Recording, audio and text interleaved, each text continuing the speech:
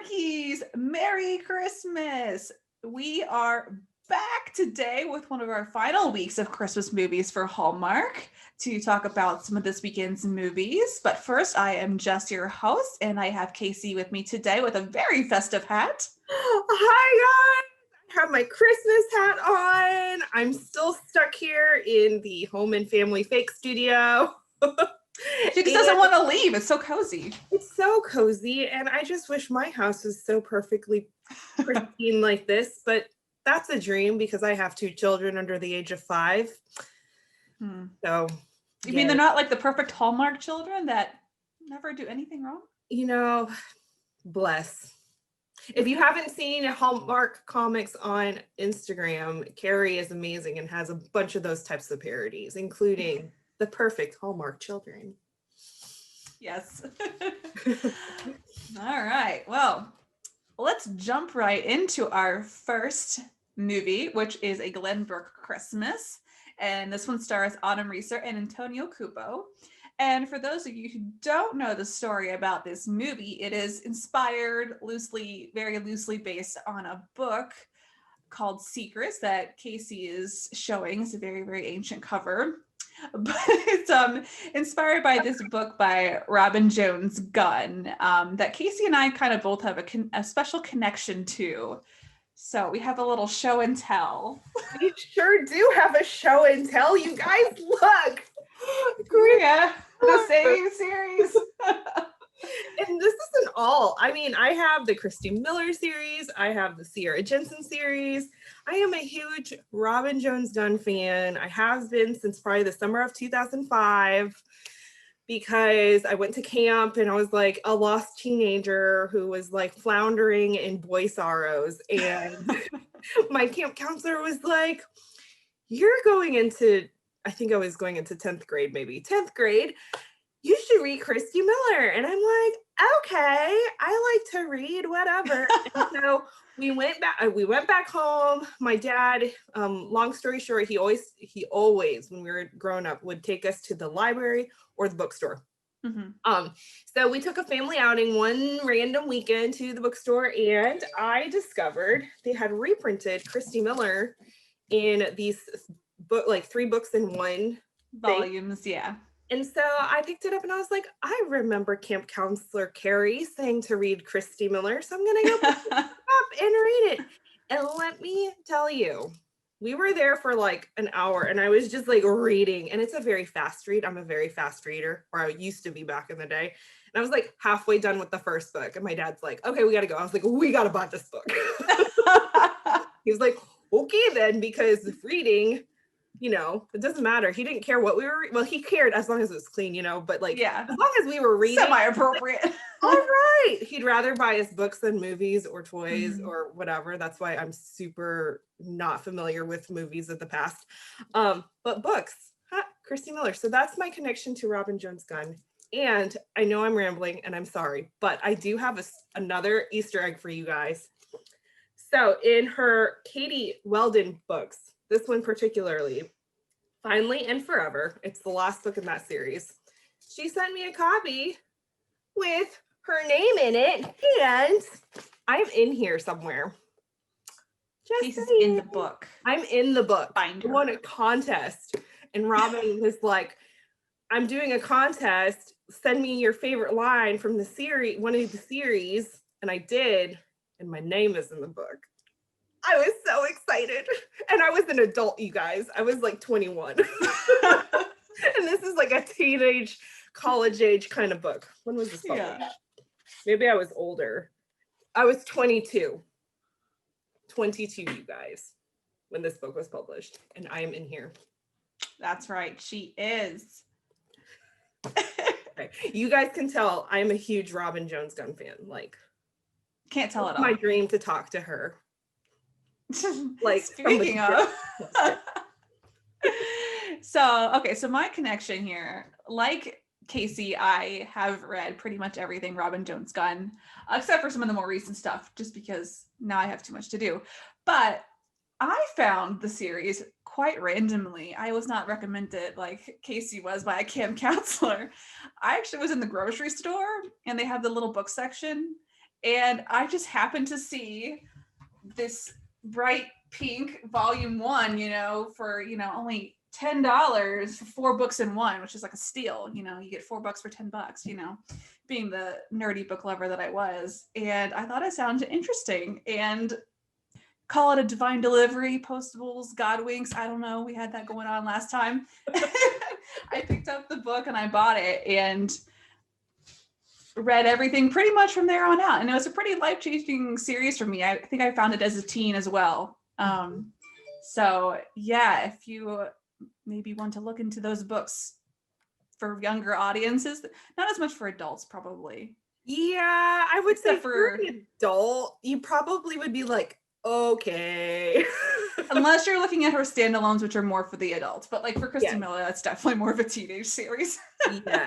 If you are looking for a book series that's clean and fun for girls that are ages like 8th grade, I mean, mature 7th grade, 8th grade, it's not like super mature that they couldn't read it. It's just like, they talk a lot about dating and just like high school stuff. It's very clean. So I would recommend it for like a mature 7th, 8th grader to like high school 12th grader, something like that. For her Christy Miller series and like all her little friends, because they have like Christy and Katie and Sierra, all these little friends. And then her other series are definitely more for like adults. I mean, teenagers could read it too. There's nothing wrong. Yeah, I think I read all of them when I was a teen. Yeah, but I read a lot though. Probably some things I shouldn't have read. They have the Sister Chick books. She has the Glenbrooke series. She has the Father Christmas series, or the trilogy. So she has a lot of different books. And the other thing too is her books are Christy Miller is fairly timeless, I would say. Like, I didn't realize that she wrote those books like when I was born in 1990. And I was reading this in 2005. Like, it didn't dawn on me that, oh, this isn't modern. Glenbrooke, on the other hand, is definitely a little more dated. So when you read it, you kind of have to give it that, like, okay, this is not set in 2020. This wouldn't happen. And you would not be able to hide your identity in this way in 2020.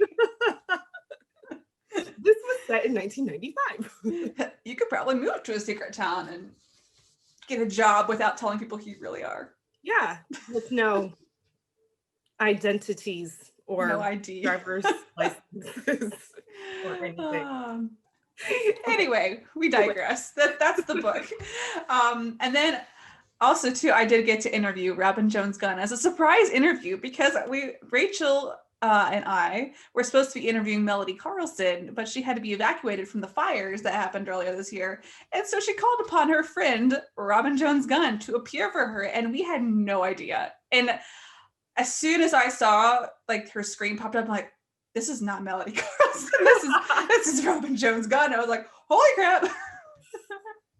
So yeah, it was quite the surprise and quite the honor. I wish I had more questions prepared if I had known she was coming on, but listen, we're gonna have to do a redo and a for real interview with Robin Jones Gunn, because I was at the beach. It was like we were having a family weekend, 4-day weekend at the beach, because like haven't gotten away, and I was like, you know what, everything's kind of safe, we're okay. It was my daughter, my brother, and my mother's birthdays, and all of a sudden my phone starts blowing up, and I'm like, what in the world is going on? And Jess is like, you'll never believe what happened. And I'm like, okay. And then it's like these things. Oh, and then it was a voice message. And I was like, oh, what? I know, it was too much to text. My literary hero did a surprise interview and I'm at the beach. You were channeling your inner Christy Miller, on her beach days. I did not have an ugly green bathing suit though, let me tell you. You'll have to read the books, you know exactly what we're talking about. Yeah.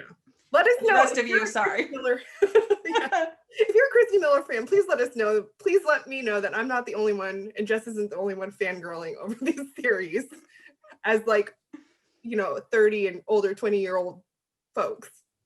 So yes. But so back to the movie. The movie, although inspired by the book, is nothing. It's pretty much it's a total rewrite. So if you saw the movie and expect the book to be anywhere similar, it's not. at all, except for like names and occupations, pretty much, and like kind of basic idea. And that's kind of what I expected, especially knowing it was going to be a Christmas movie and the book is not a Christmas book. So I didn't have any expectations going in that this would be like the book at all. Yeah.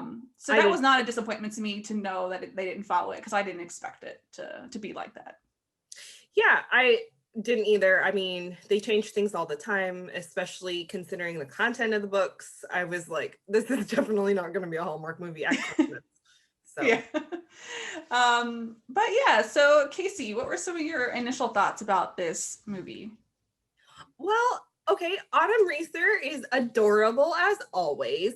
I just adore her. She's just such a delight on the screen. And I genuinely love her acting and her performances and everything that I've seen her in. She's just fantastic. I would say Antonio Cupo, same thing. He is a delight. I mean, who wouldn't want to see a Hallmark hunk on the screen? Am I right, ladies? Yeah. Okay.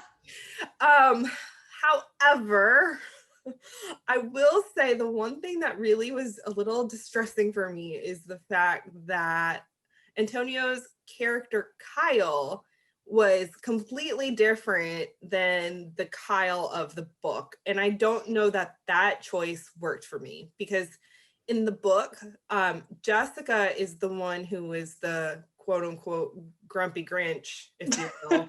And then she has this like life-changing moment and she just, transforms, whatever. Because like, characters always have that arc where they're going through something and then they grow, something happens, they grow, and then they have this revelation. And I feel like that worked for that character. Kyle in the book was very much a very steady, really there for you kind of guy. He wasn't this like moody person that the movie portrayed. And that was like the biggest thing. Like, I don't know that that character choice for Kyle worked in this, because I found myself going like, what? Wait. Yeah. Seriously, bro. Yeah, Kyle had some issues. And I agree. Like, I didn't really mind that he was moody at first. Because I can totally get on board with like the kind of moody and then like softens up toward the end, but he just kind of had like these weird personality changes. Like, he wasn't like, his character didn't have continuity, and he really wasn't redeemable in my opinion by the end with his grumpiness and his judgmentalness and being kind of a snob. Yeah, I mean, okay, so they're meet cute when she practically runs him over. I did like that. I like that. I can get on board with that. I would be snarky as some person who almost ran me over and I just threw my cookies everywhere. The ginger apocalypse. The ginger apocalypse. Classic from Ruthie. Classic. But when he has that, and then he, they meet again, and of course he's gonna be like, seriously, you're the woman who's, he's gonna snark on her. But then it was like, he looked at her again and was like, oh, she's cute. Okay. I know. Let me take your picture for you. Yeah, like, where did that come from? Can I escort you into town? Can I carry your Christmas tree? And it's like, it was just, I literally thought when I watched it, I thought I had missed a moment, because I was like loosely taking notes and then I stopped toward the end. But I like, did I miss a moment where he has this change? Like, because usually there's a catalyst for the change of heart, and I'm like, I didn't catch it. Why is all of a sudden he's being so nice to her? I mean, not that he shouldn't be nice to people, but it's like, he was been so snarky, and then all of a sudden he's like, oh, okay, I'm Mr. Helpful now. Right. And I think that if you're going to do that, like if you're going to do the whole like grumpy snarkiness, you've got to have good witty banter building up to that heart change. And for me, it wasn't really there. It was like the grumpy, snarky comments, and then this look, and then he's all nice and stuff. There's a look, and that's all you need. Right. The hall spark, it was there. The hall spark. We didn't really get to see it really, but apparently it happened and it was there. I guess. I don't know. Kyle was weird in this movie, but I will say, as well as for casting, Terry is exactly how I would have pictured her from the book. I love the casting for Terry. I thought she was great. And I actually really like the whole art angle. That wasn't in the book about things with the arts, but I thought it was interesting they made it like Jessica an artist, and like I thought that was a nice touch. Yeah, it did. Now in the book, she's an English English teacher. teacher. And she comes about in a very unconventional way in so many words. So I did like that tie-in that she ended up teaching the art class, and then she influences that young girl Dawn. Which happens in the book in a different aspect, but right. Yeah. So I like that they kept those elements in there as well. And Terry is the delight. Terry has her own book. Terry should be Terry is also in the Christy Miller series. Terry is in the Christy Miller series. She's in the Glenbrooke series in Secrets, and that gets her own book in Glenbrooke series number 2. I want to say it's called Whispers. I think you're right. I think you're right. I think it is Whispers. I think that's. But again, I digress. We love Terry. Yes, Terry's great, and so is Ruthie. Ruthie is the MVP of this movie. Ruthie. We love Ruthie. We love Ruthie. Ruthie needs her own book. Ruthie's not an actual character, I don't think, in Glenbrooke. Yeah, no, they created her for the movie. Well, listen, Robin Jones Gunn, since we're best friends, even though we've never really met, although I'm in your book.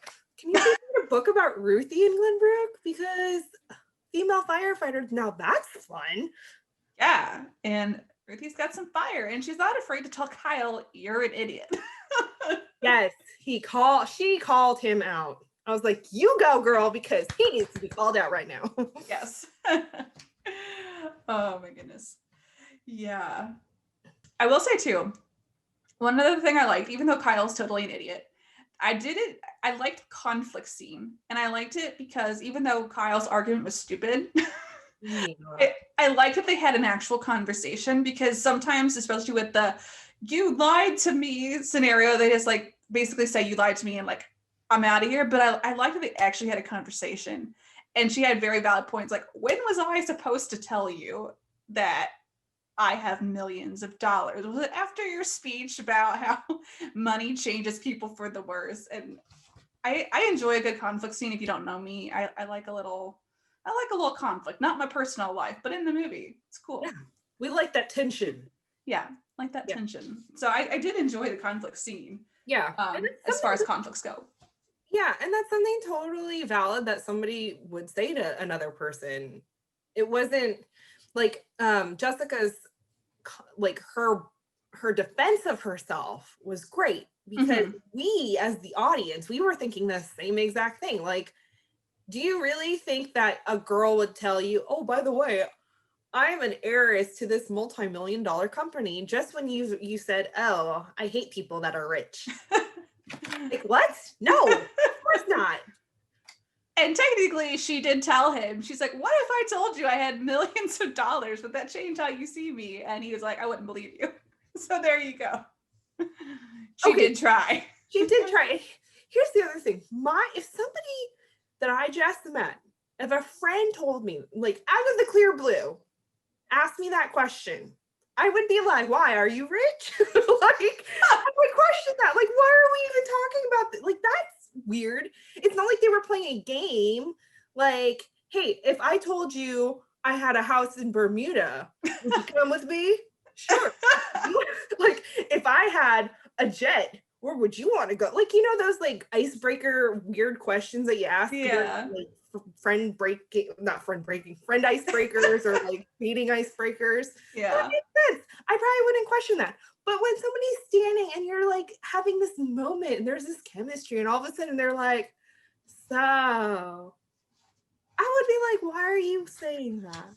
Maybe it's just my suspicious mind. Yeah, I'm like, he just kind of like brushed it off so easily. Like, she's very like, it's a very weird phrasing, of a question. If I were to tell you that I had millions of dollars, I'd be like, "Wait, what? Do you really?" Yeah. Will you buy me a horse? Oh wait, that's the next movie. Sorry. Yeah. So, anything else we need to discuss on this movie? I would say that it probably wasn't my favorite. I am a little disappointed mostly because it just didn't have that spark, and there wasn't a lot of the witty banter to build up the romance between Kyle and Jessica. Um, Especially because obviously we know they're gonna get together. It's a Hallmark movie. But Mhm. just the way he treated her and just like his up and down and his weak arguments, and yeah, he acknowledges that he's an idiot at the end, but I'm like, I don't know, I was a little saddened by this movie because I'm such Yeah. a high big fan. I think we both had higher expectations because we knew it was coming. I mean, again, we didn't, at least I didn't expect it to be anything like the book, but Glenbrooke is like special to us, or at least, I mean, I've read the entire Glenbrooke series. So it's like, yeah, I felt like the movie lacked energy. It lacked energy, and Kyla wasn't redeemable at all. I Yeah, wanted to smack him too much. yeah. And I definitely agree with you. It wasn't the fact that it wasn't like the book. Like okay, you guys know me. I love Anne of Green Gables. I am a purist when it comes to book adaptations, movies. If you're going to change it, you have to do it well. Like When Calls the Heart, it's based on the Jeanette Oak books, but they are nothing like the books at all. At all. But I love the series because it's written well. Like there's enough to that keeps it going, that it's forgivable, that it's not like the books. Anne of Green Gables, the third movie, not redeemable in my mind. Nothing like the books. Don't get me started on that. So this one, I'm like, okay, it's gonna be different. It's fine. I can deal with different, but it has to be done well. And It didn't hit the mark. oh, and it pains me to say that. It just pains my heart. You guys, I'm so sorry. Like Sorry. it's in my it's not in it's in my lower tier of movies that I've seen. Yeah. So, how many crowns or stars or Christmas stockings would you give it? Uh it's like a baby stocking. A baby stocking. It's like a baby stocking like that you can't even see here because that's how much yeah. Yeah. It pains me. Yeah, I rated it 2.75. So, Yeah. anyway, moving on. Yes, let's move on before I start melting into a puddle because I was so sad about this movie. Okay, so let's move on to Unlocking Christmas, and this stars Taylor Cole and Steve Lund, who have worked together before with The Art of Us, which I've never seen. But have you seen that one? I think I did actually. Yeah, so they've worked together before. So they play characters Kate and Kevin, who go on this like Christmas puzzle mystery journey together. Yeah. And I felt for this movie, I thought it started off with a bang. Like I was immediately hooked by these two characters because they had, so if you know me, I'm a sucker for witty banter, and they had the witty banter. And that kind of like, and like kind of like the last movie was kind of like the moody to we like each other thing. This one did that as well, but it was entirely more successful at you kind of irritate me to we're gonna be friends now. I Yes, I 100% agree. I was here for the witty banter. Totally here for it. And again, like you said, it worked well because they had a common goal. Because they met at the box and they had the keys and they already had this like thing against each other. So it worked. Because then you have that whole thing that's pulling you to you're curious, of course, like you want to know what's in the envelopes and the whatever. Like there's something that's drawing you back. And so when two reluctant people are drawn back to each other, that causes more, like they have to figure out how to work together in order to unlock the clues. Exactly. Mm-hmm. Yes. And yeah, and I just thought it was funny. Like the writing was really funny. I mean, especially like when he first goes to see her at the doctor's office. He's like, my mom made me come here. Aren't you a little old for that excuse? And then of course, I mean, How can you not like a movie that includes the line, "I kicked a shark in the face"? I literally paused and just was laughing my head off. I was like, Oh, that was such a classic line. And the way he said it too was also very sarcastic, which speaks yes. to me. Steve Lund really, like, he honed in on that sarcasm very well. And Absolutely. yeah, I loved it. It was great. The banter and the humor was on point. Yeah. So then we kind of go through the journey, and they have to do all these like different tasks to find the clues, and it's all about like the Christmas giving theme of like giving back. Did you have like a favorite thing that they did together from the movie? Oh, when they were making the ornaments, that was super fun. Mm-hmm. That's when he makes the reindeer, right? Yes. Yes. It kind of looks like a horse/dog. Yeah, it was like a horse puppy with a little red puppy. So that was really fun, and I thought it was so sweet when they meet the little boy with Robbie, was that his name? Robbie, yes, and he has the airplane and he's got his arm casted, and Kevin decides, or he kind of befriends the little boy, and then he writes USAF on the bottom of the plane, and it's like this fun little moment, and I thought that was just so sweet. Mm-hmm. Yeah. I really liked when they did I forget what it was actually called, when they did the little like hopping in the sack thing, Mm-hmm. the race. I was like, that was like, I'm like, I feel like Steve Lund was really getting into that. Like, he looked like he was having a great time in real life. Like, he was going for it. Right. Oh, that is fun. So that was good.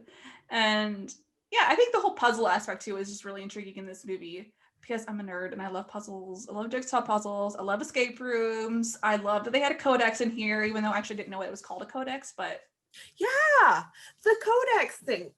What was really nice is the fact they didn't solve it on the first try. Yeah, they had to like sit on it for a little bit. Yeah, they had to sit on it for a while because they tried a few different Bow and balsam.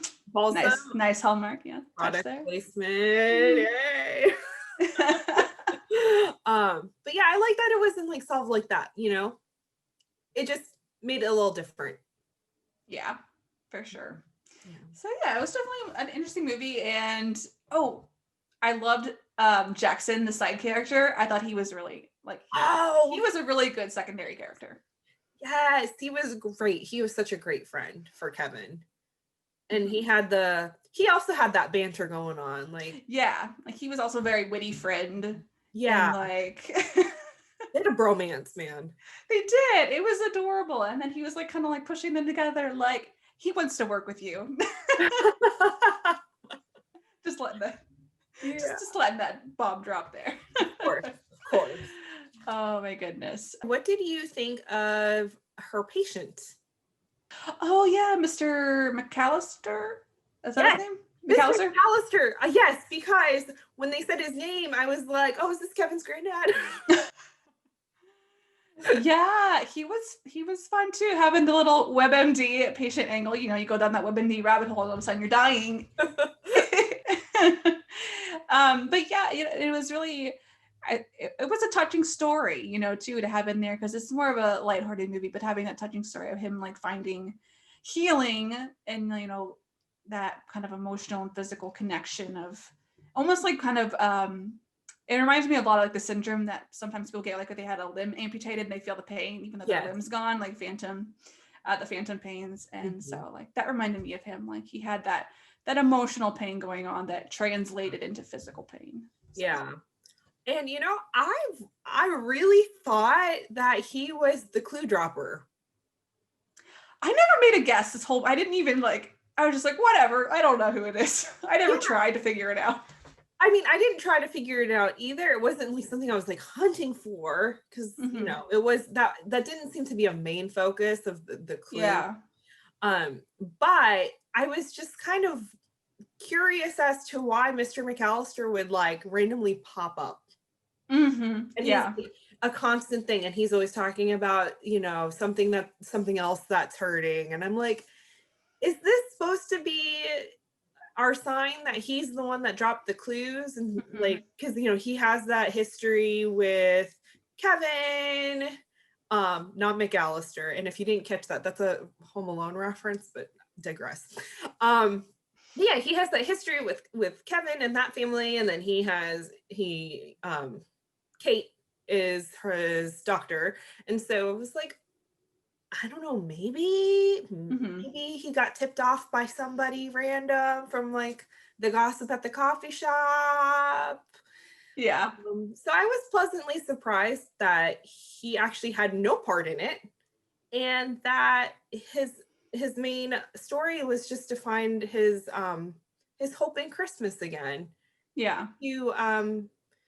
To move to another stage of grief, because right now grief is 7 stages, so he's going through this cycle. He's just lost his wife and all of that, so it was a very sweet touch. Yeah, for sure. Yeah. Yes, and he was not the mysterious clue giver. It was none other than, spoiler alert, Mom and Dad. What? Shout out to my parents. I think you need to step it up a little and put me on a clue scavenger hunt to find my soulmate. Come on. Yes. Hello. Come on, Jess's mom and dad. Slacking. My goodness. It was funny. I mean, it didn't surprise me, but it did, I guess, at the same time. Yeah. I mean, we didn't really have many options of who it could have been. Right. I wouldn't have been surprised if it was totally random as well. Like if we've been someone we never even met. Yeah. Because I mean, these movies have these miraculous, random, mystical people at Christmas time, like divine deliveries and random angels that come and deliver your mail for you. Oh, if that's the wrong series, aside from Christmas. Shout out. That's not a plug at all. But yeah, I did think it was very sweet of the parents to do that whole random mystery and taking something from their past and then bringing it to their son and hopefully their new daughter-in-law one day. Yeah. Right? And what clever parents to come up with all those clues and all, that's a lot of work. That is a lot of work to make them rhyme and everything. Yeah, for sure. Yeah. So, yeah, that was fun. That was fun. Oh, and the way the dad he's like, what is he just drops it. He's like, oops. Oh, no, Kate called me? Kate called you? Really? Come on, Dad. Yeah, they're besties. Of course. Oh, goodness. Yes. Yeah, so we said a lot of good things about this movie, but I will say one thing I did not enjoy about this movie was the conflict part, because kind of like I said, how I enjoyed the conflict in the last movie because they had a conversation. I do not appreciate when the conflict is half an overheard conversation that's misinterpreted, and I felt like too with this one, his tone was clearly in declining mode. I felt like you could hear that he was about to decline, and granted, she was just walking in on the conversation, but I'm like, oh, come on. If you're going to eavesdrop, at least stay for the whole thing. Right? I will say, that is probably my least favorite conflict, is the half listen to eavesdropped conversation, because I know human nature says I'm going to stay and to listen. Yeah, so that's one thing I did not like. Yeah. No. Stop doing that, Hallmark. No, yeah, please stop it. Make them at least listen to the whole conversation first. Yeah. Because and the forgivable part of that conflict is when the friend drops the news and then she's like, oh yeah, I totally knew about him leaving and taking that job. I was like, okay, that's forgivable because that actually happens in real life when people, spill the beans. Even if it's the wrong kind of beans, but the overheard conversations. We gotta work on that. Nix it or do it better. Nix it or nix it, Hallmark. Oh, I love it. New tagline. Nix it or fix it. You heard it here first, Hallmarkies. That's right. That's right. All right. Any last thing with this movie that you want to talk about? I thought it was fun. It was sweet. It was something that I would totally put on my TV and watch again. The characters are great. The actors are fantastic. I liked it. It was great. Mm-hmm. And no real sharks were hurt in the making of this film, just so we're clear. All right, Kaycee, what would you rate this one?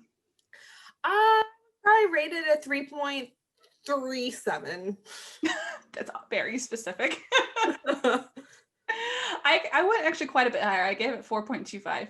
Oh. Yeah, I really enjoyed it for the most part, just the conflict, and it was a tad bit slow, at times getting from one clue sometimes to the next, but I think overall I really enjoyed it. Yeah, that's the one thing that did hurt it for me, because I was a little like, I love the mysteries. You guys all know that. So I was hoping it would be a little faster on the clues. So that's why it's that weird number for me. But again, 3s are great. So there you go. There you go. All right. Well, Hallmarkies, thank you so much for listening. Feel free to let us know what you thought about these two movies, whether you agree with us or disagree with us.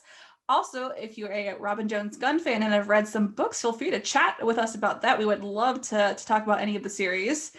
And yeah, I think that's all we've got. Be sure to be following the podcast at Hallmarkies Pod or Hallmarkies Podcast. And all our social media, all that stuff on iTunes, YouTube, and all that good stuff. And Kaycee, where can people find you on social media? You can find me on Twitter at Hallmark My Words. All right. And you can find me on Twitter and Instagram at JessBSW blog. And that's all we got for you today. Yeah. And Jess, it was so much fun recapping these 3 weeks of movies that we've done this season. Yes.